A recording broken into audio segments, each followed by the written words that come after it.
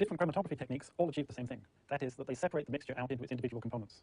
And we can get some idea of what some of the components might be by comparison to authentic samples. But to really confirm, sufficient for a court of law, what those components are, we have to have some more techniques. We have to positively identify those components and say absolutely what they are. And to do this, we can do spectroscopy and spectrometry. The kind of spectroscopy that is most useful for the identification of compounds for forensic purposes is infrared spectroscopy. Now, infrared spectroscopy is based on molecular vibrations. Now, when we look at diagrams of molecules in textbooks, we always think of them as rigid things, rigid objects, but they're not. Molecules are flexible. The bonds connecting the atoms, they stretch and they bend and they wobble. And the energy changes that correspond to all these movements match the energy of infrared light.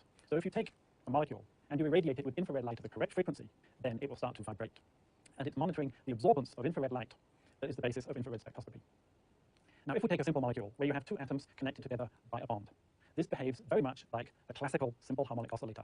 And the frequency with which that molecule will vibrate, the bond will stretch backwards and forwards, depends on two things. It depends on the masses of the atoms involved, and it depends on the stiffness of the bond. Now, chemical bonds in organic molecules come in three types: single bonds, double bonds, and triple bonds. Single bonds are less stiff than double bonds, and triple bonds are the most stiff of all.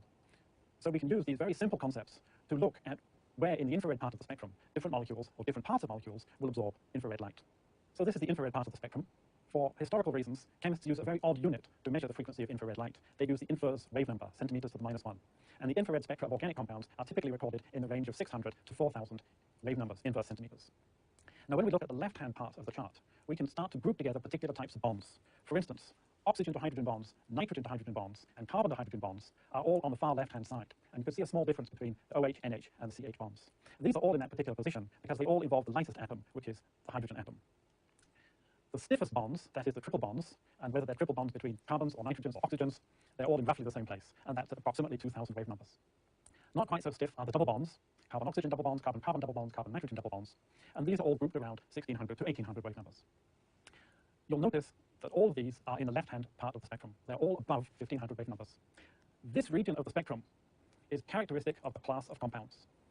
So if you look at the information from the part of the spectrum above 1,500 wave numbers, it tells you about the class of compounds to which your sample belongs. It's not very helpful at telling you which specific compound in that class your sample is. So above 1,500 wave numbers is a very useful region for research chemists. But it's not a very useful region for forensic scientists, because forensic scientists want to individualize their compound down to one particular one. That is best done on the right-hand half of the spectrum, below 1,500 wave numbers. In this part of the spectrum, you have all the single bond vibrations. You have all sorts of bending modes. You also have all sorts of complex deformations. It's a very complex part of the spectrum. But this means that the spectrum you record below 1,500 wave numbers is characteristic of a specific compound. In fact, this part of the spectrum acts very much like a molecular fingerprint. So if you take the infrared spectrum of your unknown compound and you look in this region and you compare it to the standard sample, the infrared spectrum of the standard sample, and those two match, then you've got a very strong identification of that compound. Here's an example. It's an infrared spectrum of diamorphine, which is the active ingredient of heroin. If we look on the left-hand half of the spectrum, which is outlined in red, you can see a series of bands. And if you look closely at that part on the left-hand side, it tells you about some of the parts of the molecule. For instance, we can see that this molecule has ester groups. We can see that it has carbon-hydrogen bonds. But there's nothing in the left-hand half of the spectrum that tells us this is diamorphine. It simply says this has some of the chemical functional groups that diamorphine also has. It's only when we look at the right-hand half of the spectrum outlined in blue, the so-called fingerprint region, that we can say this is diamorphine. As you can see, it's very complex, it's very rich in detail, and comparison to an authentic sample proves that this is indeed diamorphine.